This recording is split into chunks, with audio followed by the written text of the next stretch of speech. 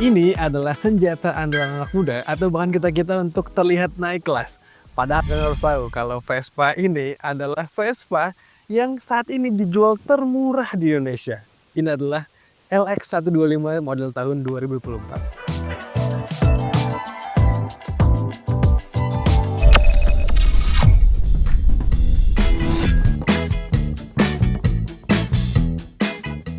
Guys, walaupun ini Vespa termurah, tapi kayaknya harganya sih nggak murah-murah amat. PT Piaggio Indonesia secara resmi menjual Vespa LX125 terbaru ini dengan harga 45 jutaan.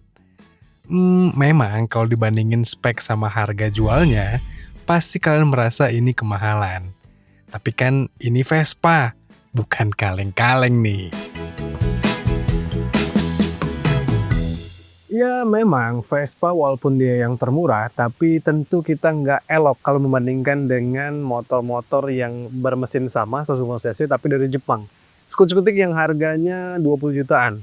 Nggak teman-teman, karena yang dijual sama Vespa itu bukan sekedar spesifikasi, bukan sekedar motor buat transportasi, tapi mereka menjual juga karya seni, desain-desain yang menarik, dan tampilan yang eksklusif teman-teman.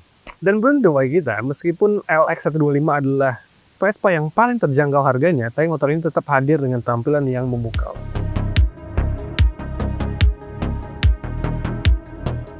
LX125 ini adalah seri paling rendah di jajaran Vespa yang saat ini dijual di Indonesia.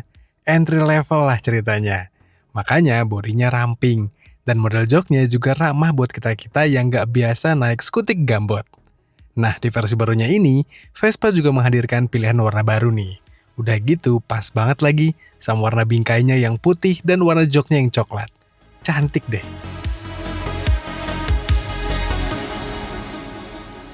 Meskipun ini adalah Vespa yang paling entry level, yang paling compact dimensinya, tapi nyatanya dengan bodi dan rangka yang dibuat dari plat besi, motor ini hadir dengan bobot yang berat teman-teman. Meskipun motor ini skutik 125 cc, ya, tapi kalau dibandingkan dengan motor matic Jepang lainnya, pasti ini bobotnya berat banget.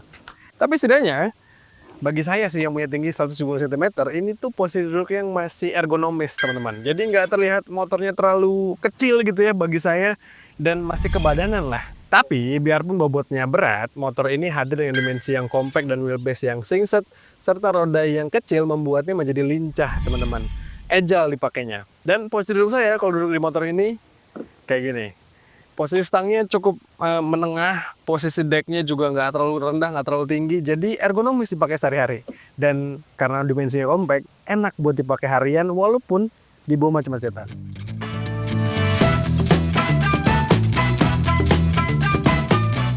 Hadirnya ukuran roda yang kompak juga bikin Vespa ini makin enak dibawa meliak-liuk.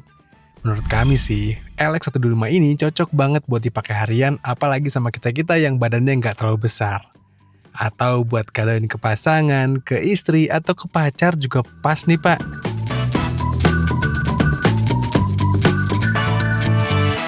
Rasa berkendara yang asing itu juga datang dari mesinnya teman-teman. Mesinnya ini adalah mesin iGate 125 cc 3 klep yang masih dipertahankan Vespa untuk LX125 ini. Jadi mereka belum menyegarkan mesinnya. Dan ini adalah mesin yang asik dipakai teman-teman. Responsif, halus, nggak ada feel yang gerdek. Dan kalau kita pelintir dikit aja dia langsung nyelong gitu. Dan untuk urusan figur tenaga dan torsinya juga untuk mesin 125 cc ini tenaga dan torsi yang bisa diharapkan. Sehingga ya lagi-lagi dipakai harian ini motor yang bisa diandalkan teman-teman.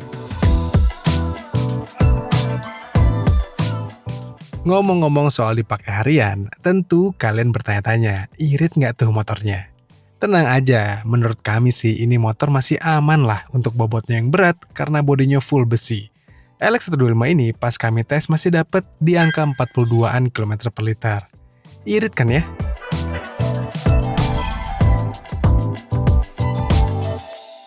Nah, untuk LX125 tahun 2004 ini hadir dengan sejumlah penyegaran yang mereka sematkan.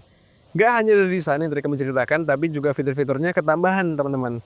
Dia pakai lampu depan LED, terus ada beberapa part tambahan yang bisa menunjang motor ini sebagai motor yang lebih enak untuk diandalkan sehari-hari. Yang asiknya nih, Vespa LX125 sekarang dibekelin port casa nih di laci depannya sini. Tapi kalau mau ngecas, slotnya agak kecil nih dan rawan panas HP-nya. Udah gitu, ngomong-ngomong soal kecil, sayang, ini bagasinya juga kerasa kecil. Helm half face aja nggak muat. Paling sih bisa buat jas hujan dan teman-teman yang kecilnya tuh. Terus fitur apaan lagi ya? Ini, lampu udah LED dan bisa dinyala matiin nih lampunya. Terus terang lagi. Oke lah ya.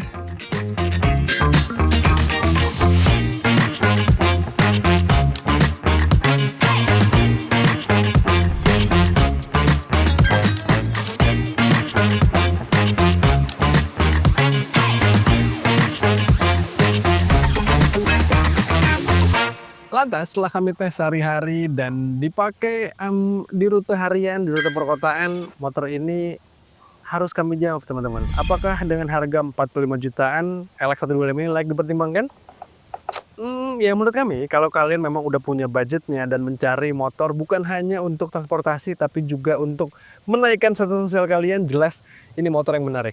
Belum lagi, Vespa LX125 juga hadir dengan impresi berkendara yang cukup impresif teman-teman. Menurut kami demikian. Menurut kalian gimana? Apakah kalian udah punya LX125 ini atau berencana membeli motor ini? Coba kalian sampaikan pendapat kalian di komentar video kali ini. Dan seperti biasa, jangan lupa untuk baca ulasan lengkapnya di kanal Detik Auto, serta tonton video kami di kanal 20 Detik dan kanal YouTube Detik Auto. Jangan lupa untuk kalian subscribe juga.